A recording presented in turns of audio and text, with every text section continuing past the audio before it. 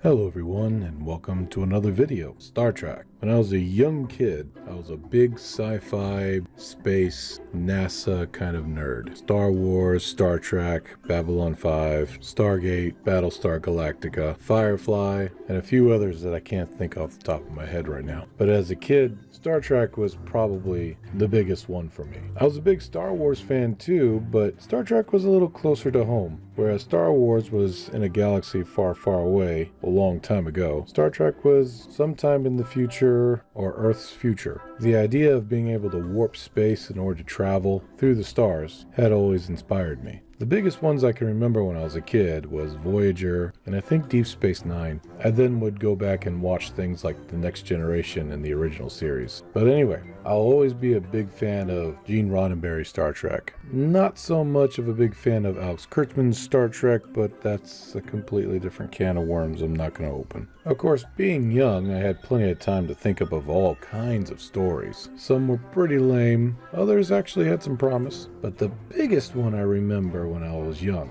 was creating a story that had to deal with aliens that were running away from something, and whether or not the Federation, or other alien races for that matter, wanted to risk bringing those runaway aliens in fear of whatever baggage that they had following them might end up on their doorstep. So the rough cut story kind of goes like this. The time frame is several years after Voyager. For those of you who are familiar with the series Picard, Picard, it could have happened somewhere between then or just before then. I like to think just before the giant robotic space kraken monster or the flower petals in space. Anyway, you've got new ships coming out like the USS Enterprise F. It doesn't happen at Earth. It actually happens on the outer rim of Federation space, closer to the outskirts of the galaxy. A science station would pick up a distortion in space-time. This distortion would be spherical, a lot like Interstellar. It's not a wormhole per se, kind of, it's not the Prophet's wormhole from Deep Space Nine. It's something closer to real physics. Well, this bubble in space, best way to describe it, forms out of nowhere and it starts to get larger and larger and larger. We're talking miles and miles and miles across. And it stays there for days, long enough for ships to show up next to it, Federation to be aware of it, bunch of theories going on about it, whether it's a natural occurrence or not. But that's when they start picking up transmissions. Transmissions from a very wide spectrum of radio, subspace, and a few others that they can't pinpoint where it's coming from. Some of these transmissions sound old, some of them newer, in languages that they've never heard of before. Immediately they start recording everything. Of course, they were probably doing that already, but still. A week passes. This distorted sphere of space-time gets larger and larger still, to the point where they can start to see light coming through. Because at first, it's a little dark. It's not exactly like the one in Interstellar. It's kind of dark, but light starts to pour in. And that's when they start realizing that it's light coming from another galaxy, and a relatively close one. Not the Andromeda galaxy, but a dwarf galaxy nearby the Milky Way. Big discovery. Everybody starts going nuts. Oh, this is amazing. What's going on? We don't know. That's when they start getting ready for an expedition. They're going to start all the probes that they sent through mysteriously have gone quiet. They don't know if it's because the probes get destroyed or if that somewhere the probes are getting lost. They don't know. They just know they have communication with the probe for a while and then nothing. And that's when it happened. A small ship that they've never seen before comes out of the sphere. The ship in question is sort of the size of the USS Defiant. It even has some hull damage. Now, of course, I'm not going to sit here and describe every little detail. I'm just running through the rough storyboards of what happens. And that's when they find out that these aliens do indeed come from a dwarf galaxy. And that due to multiple races being crushed into a very small galaxy, real estate sort of went up quick. At first, everything was okay. There were squabbles here and there. Of course, there were battles during the growth of the civilizations. But for the most part, everybody was sort of getting along. But as technology got better, smaller, fragile, more hostile civilizations started to create weapons of war that would end up destroying themselves. In a sense, they created their own version of the Borg. But this version of the Borg didn't need biological people to function. They were like the robots in Matrix, basically killing their masters and then spreading out the entire galaxy. They would build ships that were very simple in design, but extremely effective. It got so bad that pretty much all of the races of that galaxy united to fight off the swarm. You can imagine that during this time period, weapons of war, shields, armor, things of this nature were priority on a scientific level and became vastly superior to anything that the Federation or any species in the Milky Way galaxy has ever witnessed or seen. But as AI is, it learned faster and had more powerful weapons and more powerful ships. It got to the point where most of the civilizations in that small little galaxy were being wiped out. In desperation to save what little they had, this particular race built a mothership with enough power and capability to make one single jump across space to an entirely new galaxy. This ship would be massive. It'd be their version of an Ark. It would carry not only their people, but their culture, local wildlife and animals, anything that they could put on it. Civilizations in that galaxy hadn't become like the Federation, where you had a mixture of multiple races working together. It was more of a mixture of multiple civilizations that were working together under one banner, but there was no united federation. It was more like alliances. So unfortunately, when it came time to fight these entities, everybody had their own way of doing it. Some would fight together, others would stand back and hope that they weren't next on the table. So this particular race made an exit strategy, basically. It's not like they were the weakest ones either. They were actually up there when it came to civilization. But there were maybe one or two that were just as powerful, if not stronger than they were, but not by much. Point is that they got their asses handed to them by this AI race. So the only way out was to leave and regroup. But here's where the morale, or I shouldn't say morale, morality? Is that the right word? Morality of the situation? I'm probably saying that wrong. But before they were going to leave, they were going to make a really big bomb. Like a bomb that would make the biggest, most powerful supernova has ever been recorded look like a grenade by comparison. In fact, it was going to be a galaxy crusher. This bit of information, however, would never be shared with the Federation, obviously. But the first small ship that came in was a scout. The aliens talked with the Federation, told them their sob story, and the Federation pretty much said, oh, okay, no problem. When is your mothership gonna get here? And they told them within maybe a few more days. Cool. The issue wasn't travel time. The issue was the fact that the folding of space for such a large vessel took a lot of power and a lot of time, and that it needed to get bigger before it could slip through. So the issue wasn't travel time. The issue was the size of the gate, or the size of the gateway. Their technology, when it comes to space travel, went through its phases from regular chemical propulsion to warp drive. They dabbled with slipstream and subspace portals, messing around with hyperspace, but eventually they stumbled upon just basically taking space and folding it. It took a lot of power, but they haven't used antimatter in like 100 years. They went from nuclear to fusion to antimatter, singularities, kind of like the Romulans, and finally landed on something that was similar to, or just about, 0-point energy, even going as far as using something called a subspace tap. Don't ask me, I just made it up. It sounds cool. Regardless, when the mothership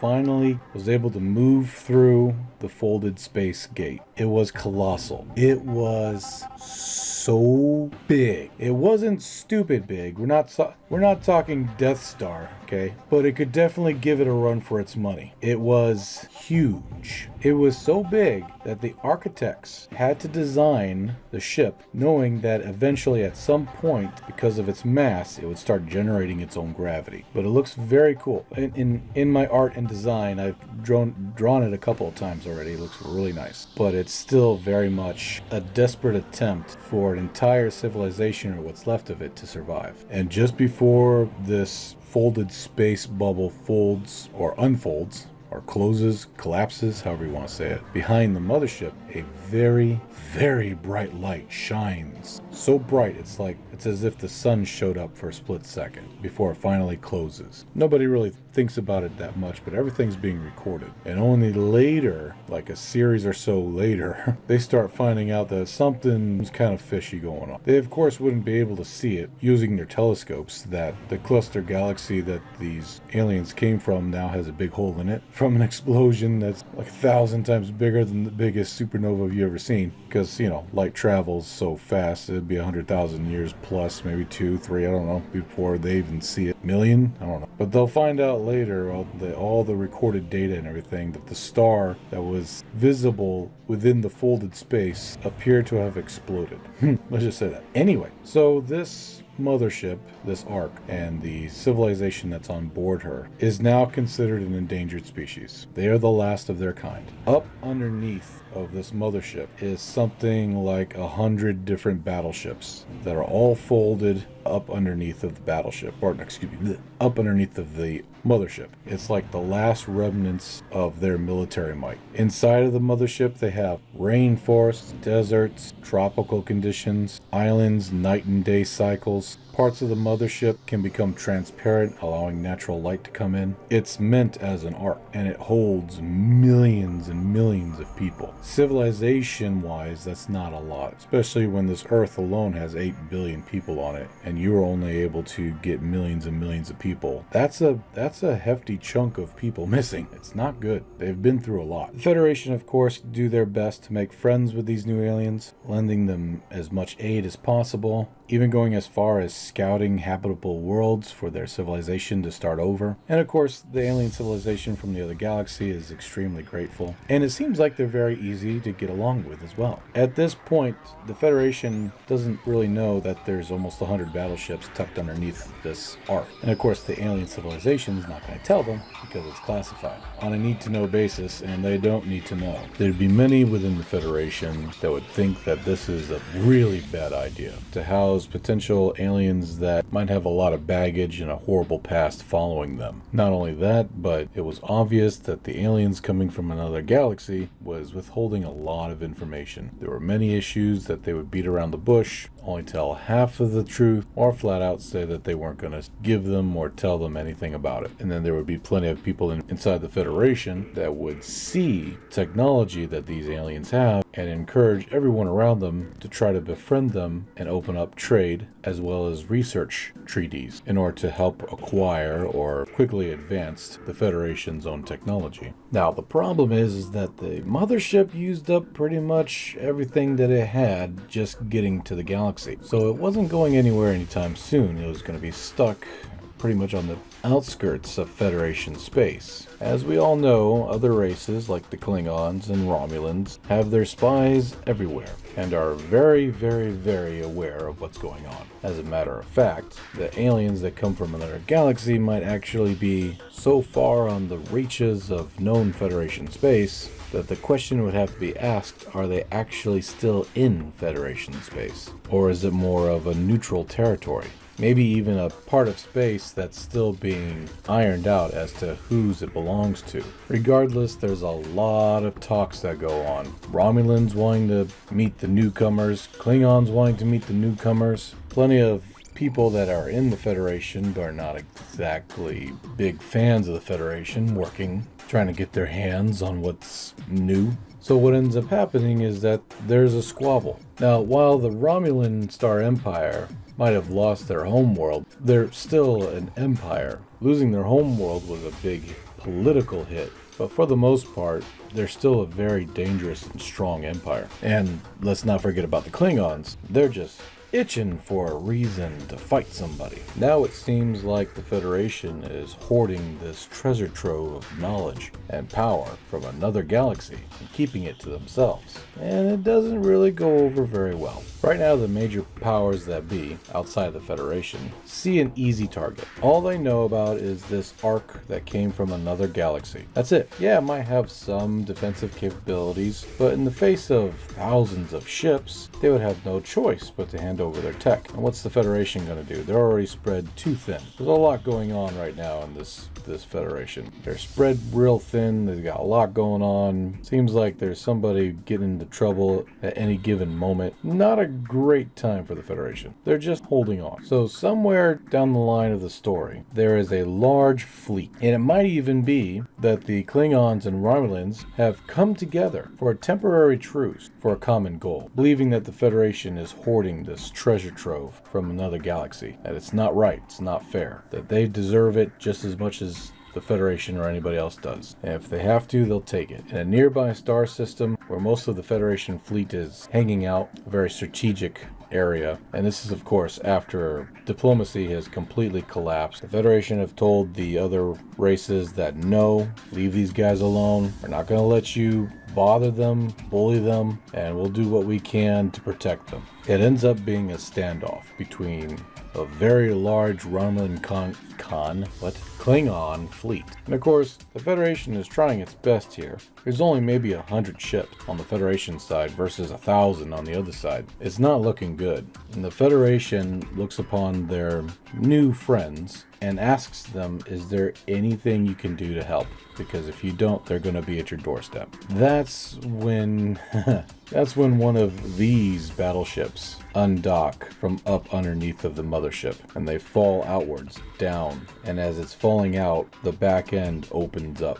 And this ship, even though it's tiny by comparison to the mothership, it's still large by comparison to the largest Federation ship that's available at the time. And it's evil looking. I shouldn't say evil. Evil's a strong word. It would make the Nemesis ship look small by comparison. Hardly any windows on this vessel. It was 100% made to fight AI battle-hardened spacecraft. There was zero fat. There was no fluff. It was built to do one thing and one thing only. Win a fight against probably some of the most powerful enemies that the universe has ever seen. And never mind my horrible attempt to create some sort of Odyssey class vessel. There's only so much you can do with KSP, bro. But just know that the tiny little Federation ship next to this thing is supposed to be something like an Odyssey class. Anyway, so I guess the Federation general or commander tells the fleet that they're going to be receiving help soon from the newcomers. However, even at fastest warp, it still take you something like 12 hours to get to the nearest star system from where they're at. And the enemy fleet is literally at their doorstep. That's when the battleship folds space. Almost instantly, at the point of the battle, behind the Federation ships, the same familiar warped sphere of space-time begins to form and appear. And within minutes, this battleship moves from one star system into the other like a gateway or a wormhole. And what happens next really makes the Federation think twice. Makes them wonder, what have we gotten ourselves into? Because they ask for help from this alien race that comes from another galaxy. The way they conduct battle and the way they fight are very different. The Federation was kind of hoping for more of like weapons technology, shield technology, things of this nature. They weren't expecting the aliens to actually produce something that would physically help them, like a battleship. When this thing flies by the Federation fleet, headed into the heart of the Romulan and Klingon fleet, it's so sinister that it immediately puts a sense of dread not only into the enemy fleet but also the Federation fleet.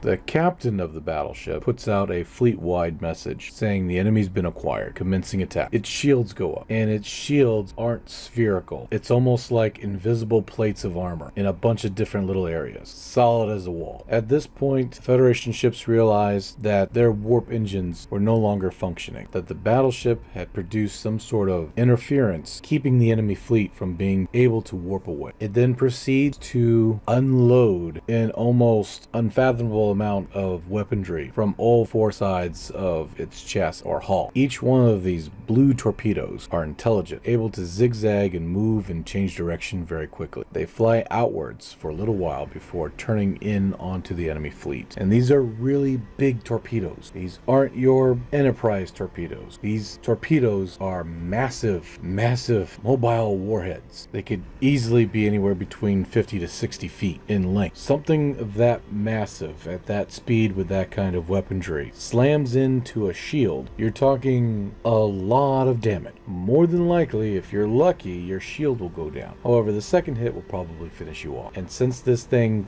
fires thousands of them in one volley, you're gonna get hit twice. That's just a guarantee. So what ends up happening is the enemy fleet literally starts getting lit up as the battleship moves towards the enemy fleet. The enemy fleet fires everything it's got. As soon as it hits these shields, there's literally no damage. That's when the battleship uses its main energy weapon. This energy beam, when fired, goes across the battlefield, cutting through hundreds of ships like a hot knife through butter.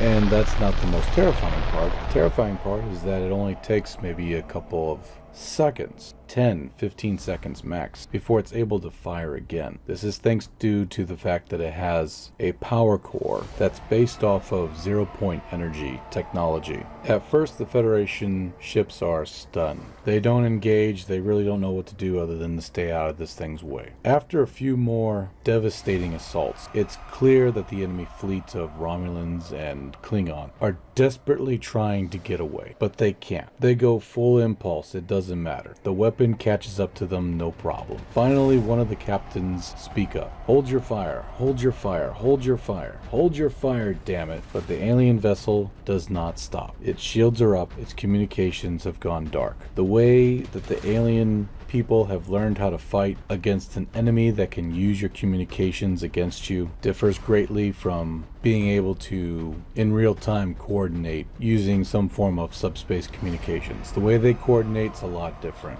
They find out later that it is a form of communications that the battleships can use between each other during fights, but it has nothing to do with subspace radio or anything of that nature. Well, the battle ends, and every single enemy vessel is destroyed.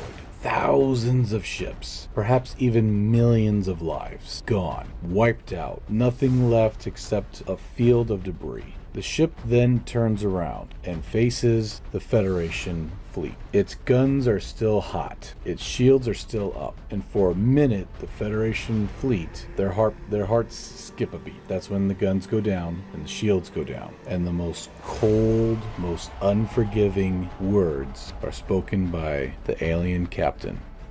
Enemy destroyed.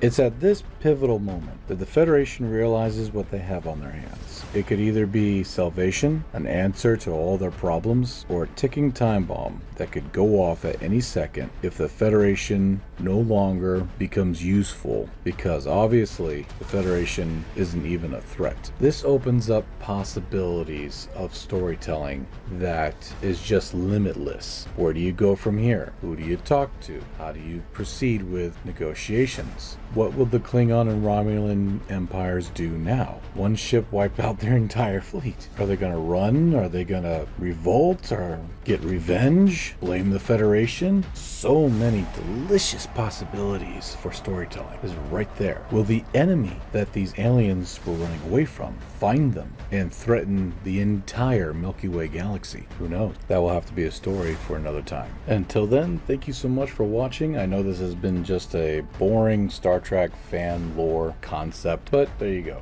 If you liked what you saw, please leave a like, and if you loved it, consider subscribing. We also do membership programs. If you become a member, you get cool little emojis and badges and stuff next to your name. Pretty cool. Check it out. But anyway, take care everyone, stay safe, and I'll see you in the next video. Bye for now. Bye bye.